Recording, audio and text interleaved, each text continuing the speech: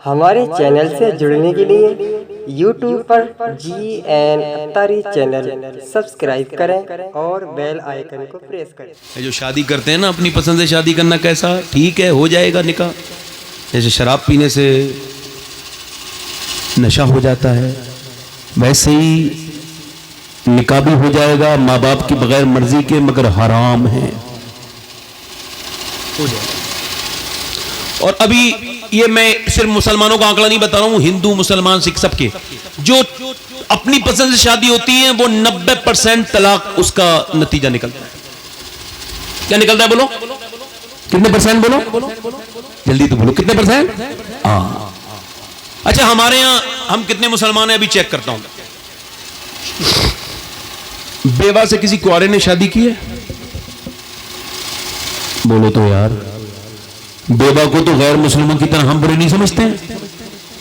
ایسا نہیں ہے کہ میرے گھر میں بھی تو کوئی بیوہ ہو سکتی ہے نا؟ کوئی غلط بات کہہ رہا ہوں میں کیا؟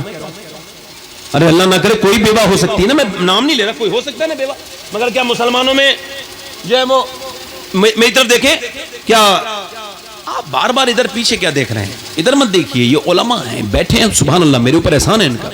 آپ مجھے دیکھ کے ذرا ایک بار سبحان اللہ کہیں، مجھے دیکھیں بس، آپ ذرا زور سے بولیں سبحان اللہ، توجہ کریں، چونکہ مجھے بات بہت جلدی پوری کرنی ہے اور اس کو میں نے شروع کیا تو تھوڑا سا مختصر کر کے بیان کر رہا ہوں۔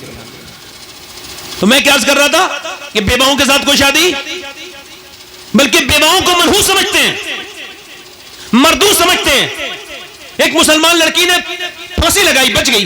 کسی نے پوچھا کیوں پھانسی لگائی؟ کہنے لگی میں اپنی ماں کی وجہ سے پھانسی لگا رہی تھی۔ کہا کیا مطلب؟ کہا میرے بھائی کی شادی ہو رہی تھی اور میں بیوہ ہوں، تو میرے بھائی کے جتنی بھی خریداری ہو رہی تھی تو میرے ماں نے مجھے کچھ دیکھنے نہیں دیا، نہ کپڑے نہ زیور۔ میں نے پوچھا امی کیوں نہیں دیکھنے دیتی؟ کہنے لگی تو منحوس ہے، تیری وجہ سے میرے بچے کی زندگی بگڑ سکتی ہے، اس وجہ سے تجھے نہیں دیکھنے دوں گی۔ اللہ اکبر، اتنی خراب بات۔ میں کہتا ہوں نوجوانوں، اگر کوئی بیوہ نظر آ رہی ہو اور تم جوان ہو تو اس کا ہاتھ تھام لینا، اس کے بچوں کو سر پہ ہاتھ رکھ دینا، کوئی راضی ہو نہ ہو اللہ اس کا رسول راضی ہو جائے گا۔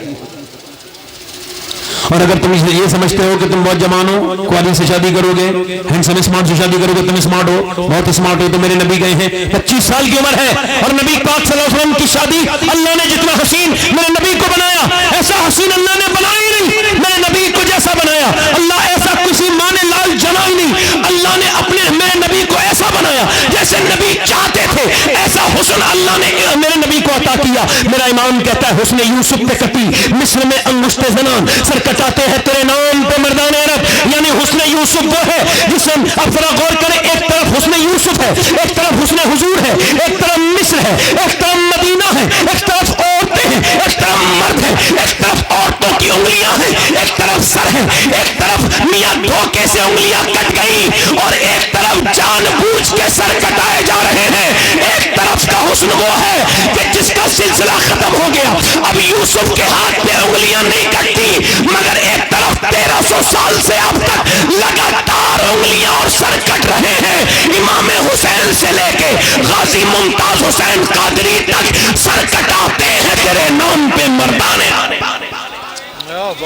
سبحان اللہ، سبحان سر اللہ، کٹاتے ہیں تیرے نام پر مردانے۔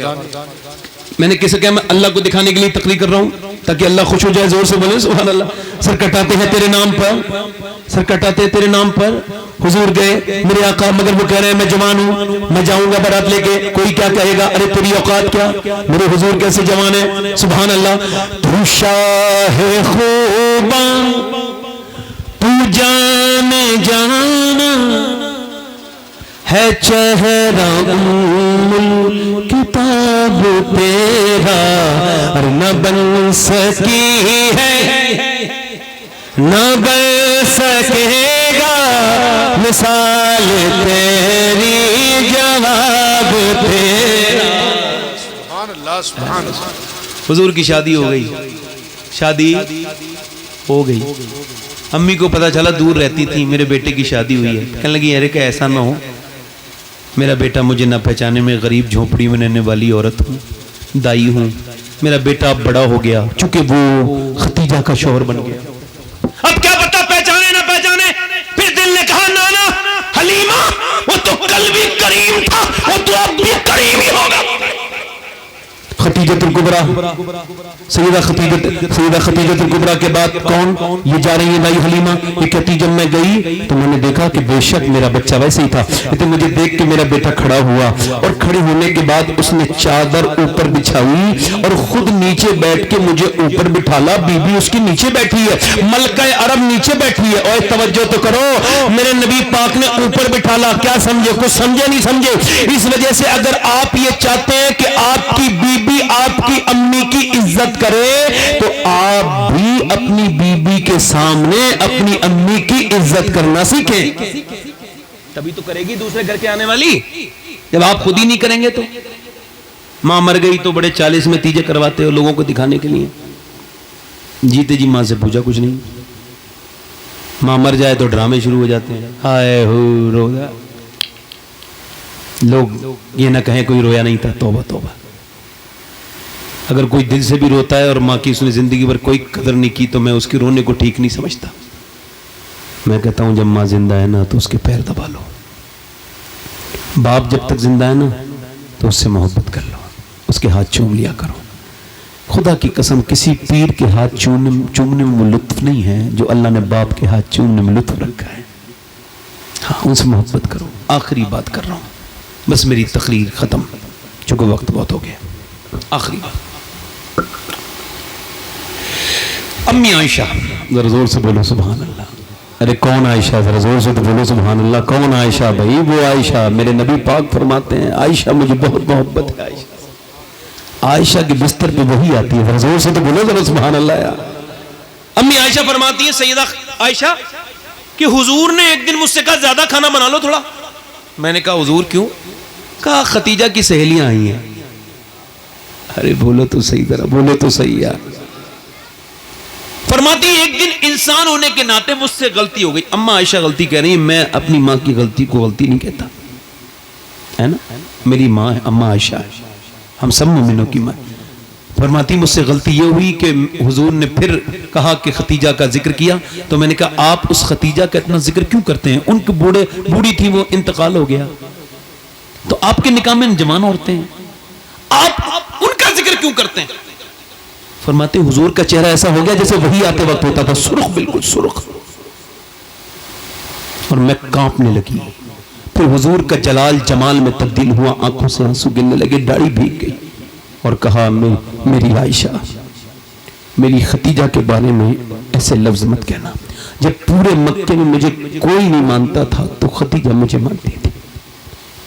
फरमाते एक दिन लोगों ने मुझे बड़ा जुल्म किया, गालियां दी, पत्थर मारे। मैं अपने घर में आया, मैं कहता हूँ यार बीबी का किरदार यहाँ से निकलता है।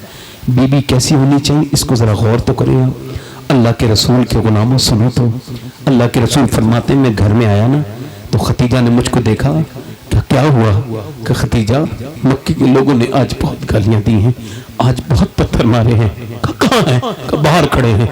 फरमाते हैं खतीजा बाहर निकली और जलाल में फरमाया तुम में से कोई ऐसा है जिसने खतीजा का कर्जा न ले रखा हो? तुम में से कोई है जिसके कर्जे पे पलते हो, उसी के शोहर की तरफ भोगते हो? फरमाते जब खतीजा जलाल में आई ना वो सारे चले गए। फरमाते फिर मेरा हाथ पकड़ के अंदर ले गई। खतीजा ये कैसा दौर था, कभी सोचा आपने? कहते मेरा हाथ पकड़ के अंदर ले गई और फिर मुझे जो है ना वो दूध पिलाया, दूध गिलास में दिया। कहते मैंने दूध पी लिया, फिर मेरे नीचे बैठ गई, मेरे पैरों को पकड़ लिया और कहा मेरे सरताज आप गम न करें, चाहे खतीजा रहे न रहे, मगर एक दिन वो आएगा, आप देखना फातिमा के अब्बा, एक दिन वो आएगा कि अल्लाह आपको बहुत इज्जतें अता फरमाएगा, बहुत इज्जत।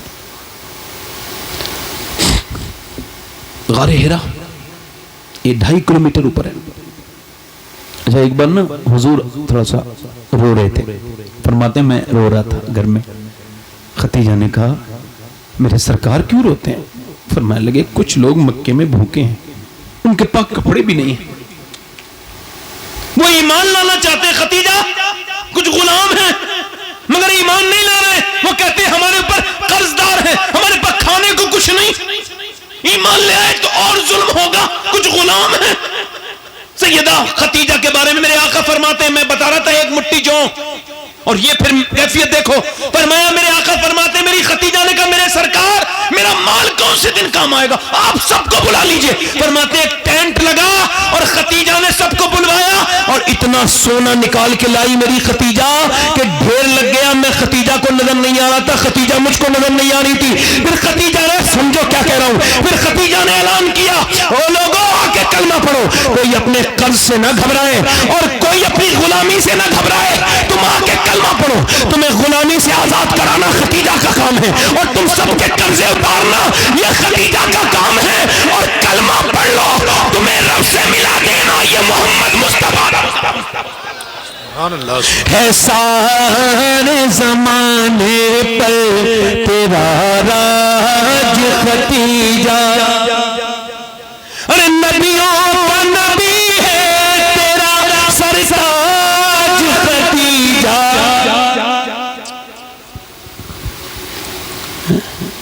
فرمایا میرے آقا نے ختیجہ نے اتنا مال دیا، اور ذرا بولو سارا امت قرض دار ہے، کس کی؟ ختیجۃ الکبریٰ۔ اور جب میں آپ کو بتاؤں گا نا تو پھر آپ کا کلیجہ تھوڑا سا ہل جائے گا۔ آپ ذرا آخری بات سن لو۔ فرماتے میرے آقا، آپ کو بتاؤں غار حرا پہ 2017 میں جب میں پہلی مرتبہ مکہ گیا تھا تو جب میں چڑھا تو میں جوان آدمی ہوں، مجھ سے چڑھا نہیں گیا، بڑی مشکل سے چڑھ پایا ہوں، کئی گھنٹے لگے۔ 2.5 کلومیٹر کی ایسی پہاڑی، 4 کلومیٹر بالکل پلین راستہ، کتنا؟ 4 کلومیٹر۔ اچھا ایک بات بتاؤ، اگر کوئی مجھ سے یہ کہہ دے نا، مجھ سے کہ تجھے شیخ عبد القادر جیلانی نے سلام کہا ہے، تو خدا کی قسم میں اپنی ساری زندگی کی سب کچھ اس کو دے دوں، میں کامیاب ہو جاؤں کہ مجھے غوث پاک نے سلام کیا میرے جیسے گنہگار کو۔ اچھا کوئی آپ سے کہہ دے کہ آپ کو مولا علی نے سلام کہا ہے تو یہ کتنی بڑی بات ہو جائے گی، ذرا بولے تو صحیح ذرا۔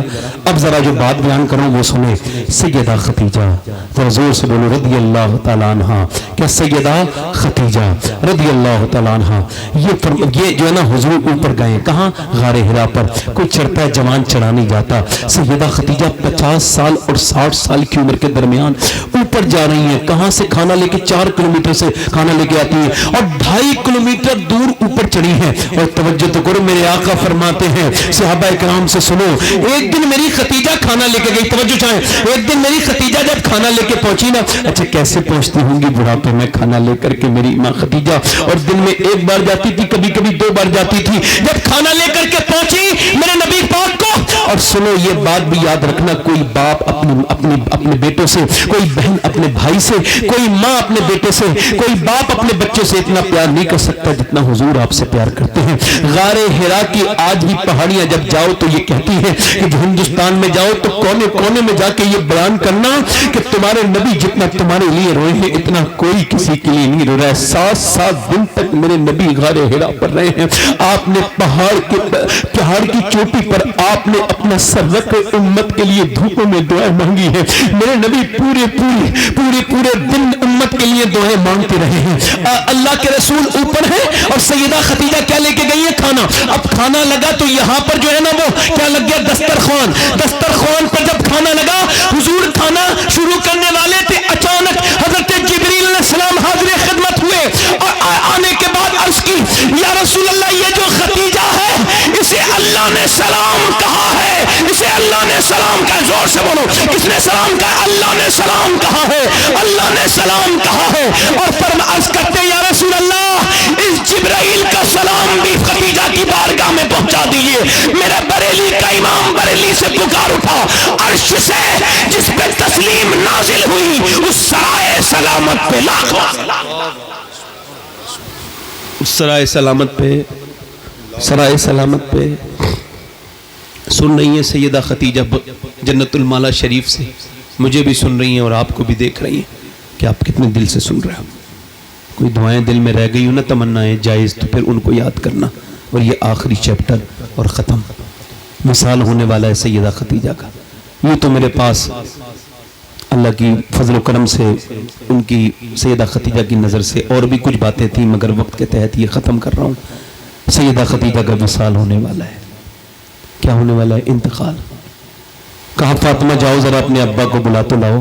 سیدہ فاطمہ گئیں، جا کر کے حضور کو بلانے گئیں، اور جب بلا کے لائیں نا حضور کو انگلی پکڑ کے لائیں تو سیدہ ختیجہ لیٹی تھی۔